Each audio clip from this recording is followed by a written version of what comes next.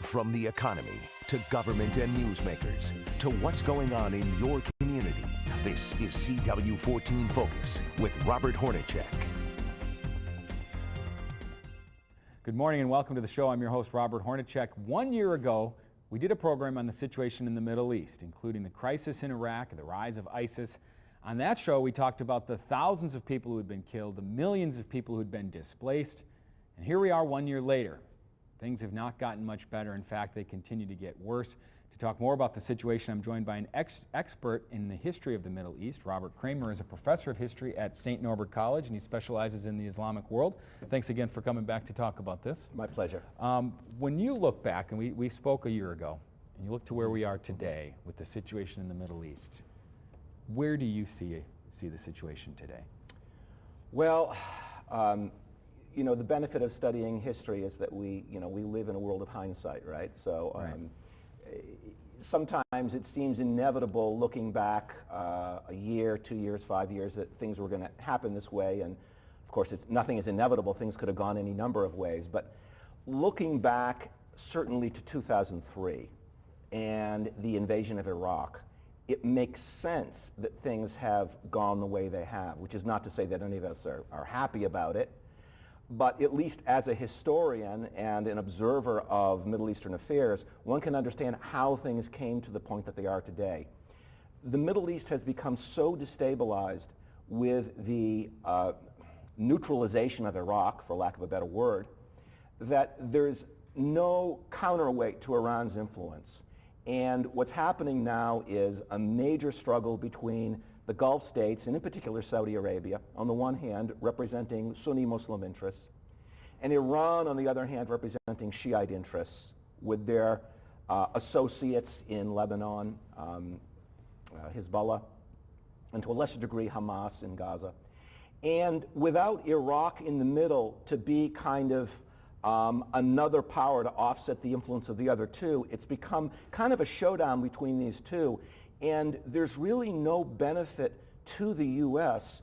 in getting involved directly on one side or the other.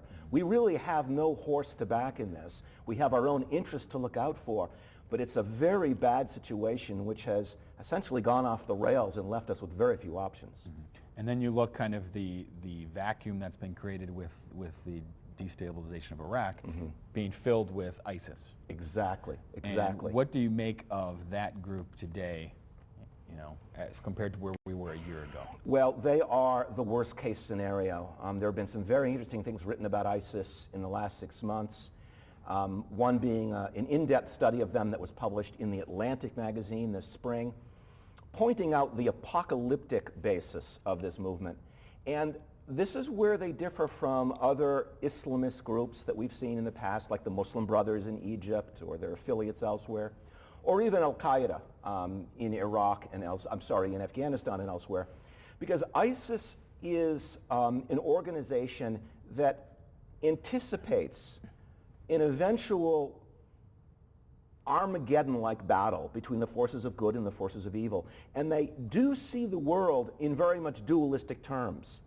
They don't think in terms of political accommodations with the rest of the world. They anticipate continued activity and terrorism and violence and loss of life until they can essentially force the hand of history and bring on a kind of apocalyptic event.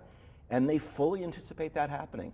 They've named their main publication, which is online, Al-Dabiq.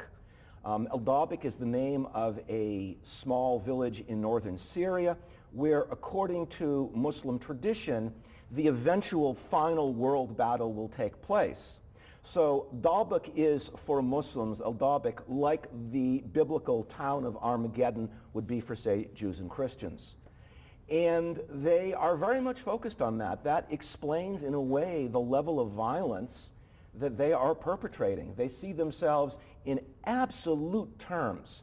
Again, the world to them is absolutely black and white, good and evil, and there's no middle ground at all. In fact, the slogan of their propaganda newspaper or magazine, Al-Dabiq, the slogan is, "The end of the gray zone."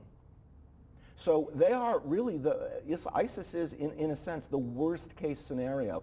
They've gone as far as a group can go in damaging any possibility of a reasonable, rational political solution. Yeah. And we call it, they're called the Islamic State, they're called ISIS, they're Right. called ISIL, and then I've Right. also heard, is it Daesh? Daesh, What yes. is, and I guess, which is it?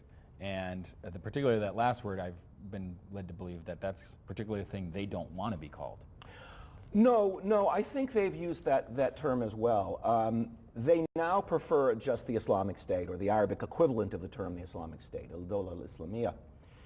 ISIS would be the Islamic State in Iraq and Syria.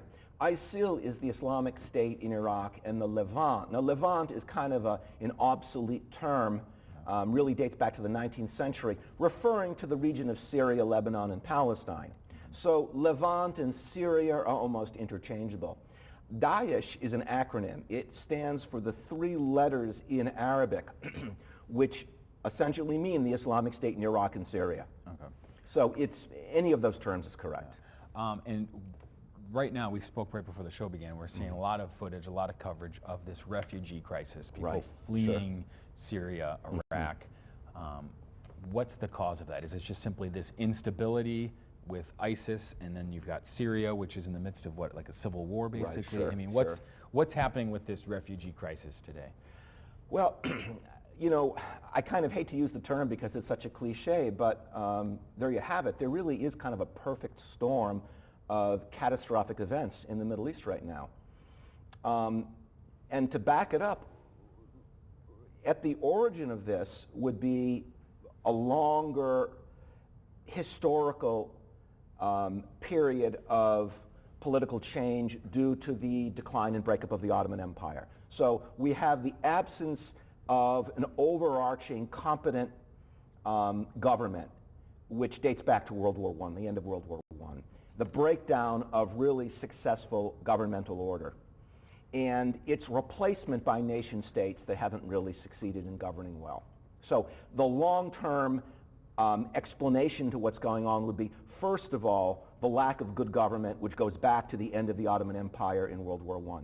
Secondly, something people don't pay enough attention to is the environmental factor. There have been tremendous strains on the economies of the Middle East and Central Asia and Southeast Asia because of global warming and the failure of crops and the drying up of water sources, the lowering of water tables. That's caused a lot of people to flee into the urban areas because they can no longer successfully farm. So there's been a tremendous problem with drought and the drying up of farming land. Then, add to that the U.S. invasion of Iraq in 2003, which destabilized and, as I said before, neutralized Iraq as a stable and effective power. And then we have the Arab Spring, a series of pro-democratic movements, popular movements that swept North Africa and the Middle East beginning in 2011, and that led to the revolt in Syria. And then finally, of course, we have ISIS, which made itself known in the last year, 2014, end of 2014. So, which is, as I said earlier, a kind of apocalyptic expression of Islamic extremism. So we have all of these things converging, and together they've made life absolutely impossible for the majority of people in particularly Iraq and Syria, who are a rural population, many of them, who can no longer farm or practice whatever crafts or trades they did before, as well as a large urban population who are living in a situation of tremendous insecurity. And since they don't have competent governments in Syria and Iraq that can take care of them, and since there is virtually no safety or security, they're left with no option except to leave and to flee. And it becomes a matter of, well, where do you go to? Many of them, of course, initially crowded into Lebanon, but Lebanon, as you know, is a tiny country. They can't take that many people. To the south, we have the Gulf, which has a tremendous amount of money, but not a lot of good, settled, inhabitable land because it's mostly desert. You can leave out Egypt and North Africa for the same reason, and it makes sense people want to go to Europe. All right, we got to take a quick commercial Sure. break. Stay with us. We'll be right back. We're going to talk more about the situation in the Middle East. We're going to talk more about kind of the roots of the conflict. Stay with us.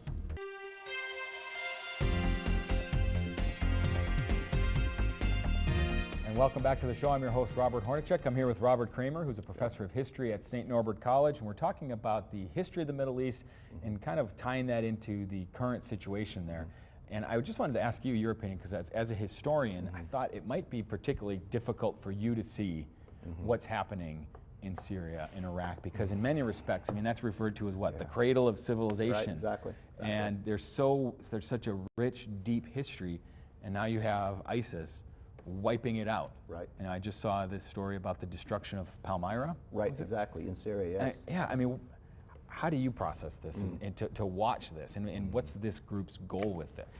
It's very, very difficult to watch, obviously, and I think anyone who cares not only about the Middle East or history, but cares about the heritage of world civilization has to be heartbroken at what's been going on.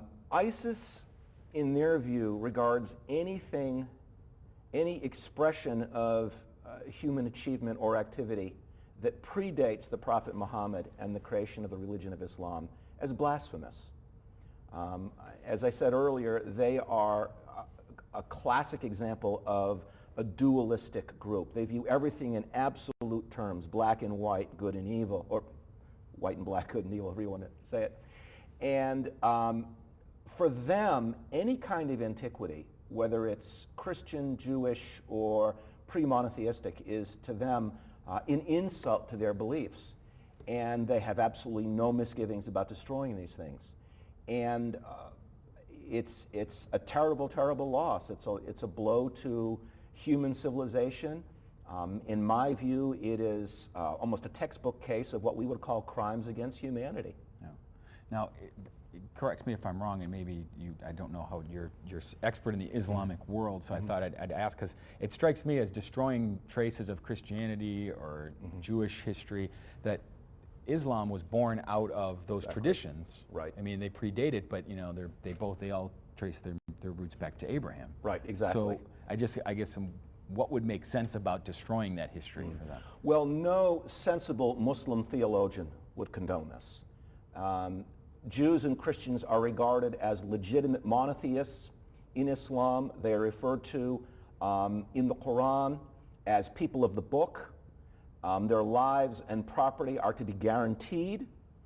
They are respected as people who have a legitimate chance of a full and righteous life, for whom salvation is a possibility. Now, of course, it depends on how you read the religion and who interprets the scripture, but the history of Islamic civilization over the better part of 1,400 years has been a history of religious tolerance.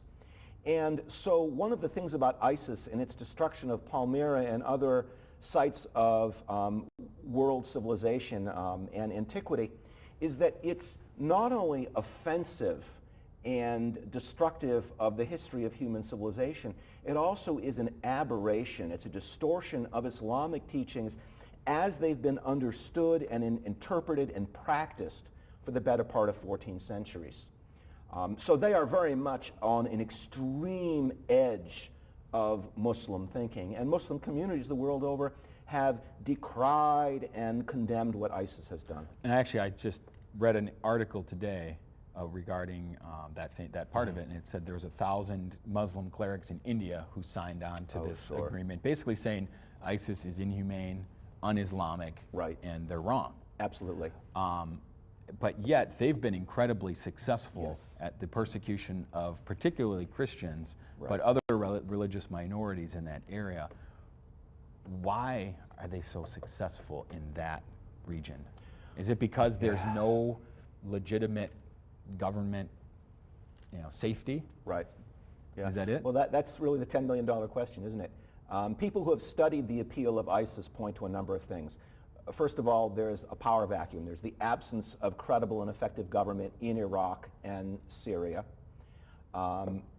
which is, again, intensified or exacerbated by an ongoing environmental crisis due to climate change and global warming. And then we have a separate problem, which is the economic problems of the Middle East that have discouraged a lot of young people who see no future for themselves and are looking for some kind of alternative. Many of them are also extremely disenchanted with the failed promises of modernity, the idea that the modern age would bring them greater freedoms and a more fulfilled and successful and affluent life. And a lot of these people, young people in desperation, have turned to extreme solutions, of which ISIS is the most extreme. Likewise, we have a lot of Muslim people living in Europe, and much has been written about this, in France and Belgium, the Netherlands, Germany, Britain and other countries, that have been flocking to Syria to join ISIS because they feel disaffected, disenchanted. They feel that there are no opportunities for them in the West, and they also are very much affected by the failure of living in the West to give them a better life. And so there seems to be a kind of psychological as well as economic pull that ISIS is exerting. Does that just make them kind of, I guess, ripe to be radicalized? Mm-hmm. And you're not saying that, oh, it's because of the economic factors that is the only cause, or it's the environmental cause, that it's really more of, hey, these are the conditions that exist that makes people, younger people, or just anybody over there, kind of ripe for radicalization? Exactly. But what people have noticed is that it's not solely economic. A lot of the people that have gone to join ISIS have come from middle-class families. So it's not entirely driven by poverty, and it's not entirely driven by a kind of disaffected sense of failure and the unfulfilled promises of greater freedom in the West. It's not entirely driven by their religious ideas, but kind of a combination of a number of things. It's very hard to pinpoint because the people that have gone to join ISIS have come from a number of different backgrounds. There's no one thing that they all have in common. One very worrisome and extremely disturbing aspect of this is the revival of slavery, and the fact that ISIS, because of their very extreme and militaristic interpretation of Islamic law or Sharia, now not only condones but openly practices slavery. They are now advertising people for sale.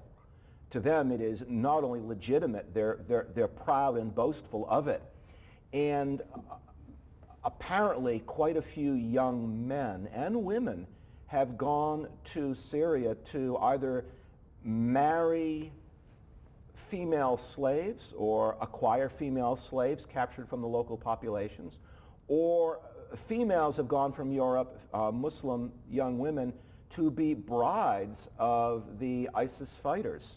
So there's some kind of other sociological factor at work that is very, very disturbing, and it does center on this idea of easy marriage and, yes, the practice of slavery. Oh. And while you're a historian, you're not a sociologist, Mm-hmm. I'm imagining that this, kind of harkens back to a, much older period when those types of things were widely practiced, not just there, but throughout the world. Exactly, absolutely. But again, one looks at historical practice and then compares it to the present. In the Prophet Muhammad's own time, while slavery was certainly practiced and condoned, there was a tremendous emphasis placed on freeing your slaves and treating them kindly, and there were a number of guidelines and rules and regulations that one was strongly encouraged to follow. ISIS has been practicing a kind of cruelty and inhumanity that is really hard to understand, and that's why people like myself, historians and sociologists and political scientists, have been struggling to come to terms with what is the appeal of this group precisely, because it's a very complex situation and it's defying an easy explanation. And it's barbaric. It's barbaric. They're cutting heads off. Absolutely. One can't state this sufficiently. What they're doing, the kind of Islam that ISIS is practicing, is such an extreme aberration from what had existed in the past that I know many Muslim people who are disappointed is not the right word. They are grieved by what's happening. They are devastated by what's being done in the name of their religion. All right, we got to take one more commercial break. Stay with us. We're going to wrap things up. We're going to talk kind of a little bit about where things are headed. Is there any hope for the future? Stay with us.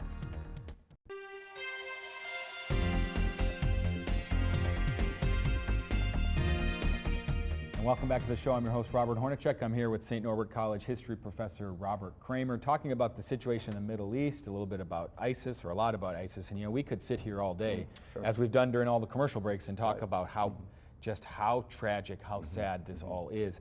But we only have a couple minutes left. I really want to get to your assessment.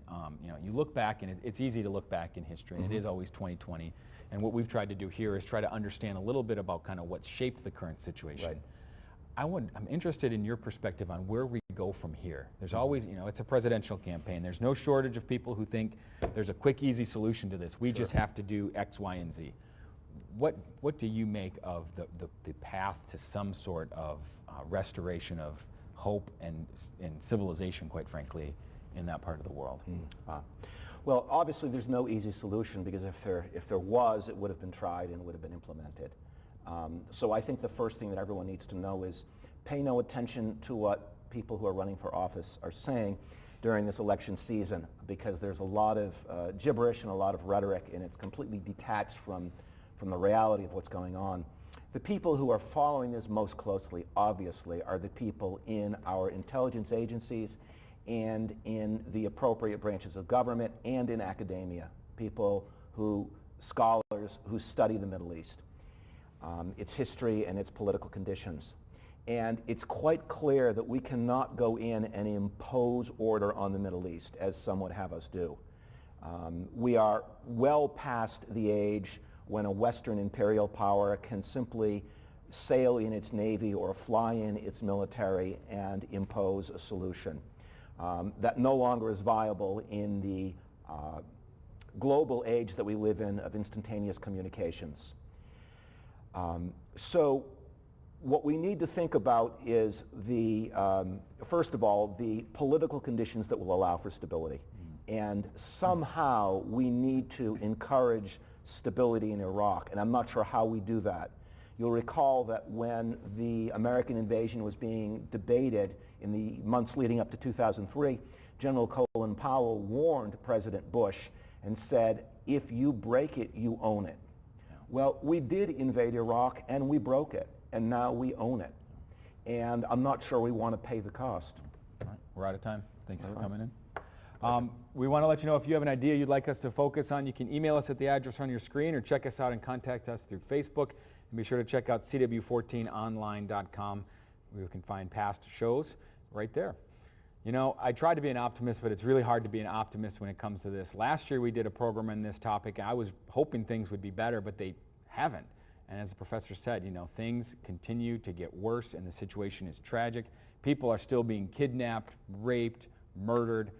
ISIS continues to be a threat, not just to people in the Middle East, but indeed to people of goodwill everywhere, including Americans. I've said it before, I'll say it again, every person in the world has a right to be free from violence and persecution like this, and something needs to be done to stop this before it gets worse. As the professor said, exactly what that is, there's no silver bullet, nobody knows exactly what to do, but something needs to be done. See you next time.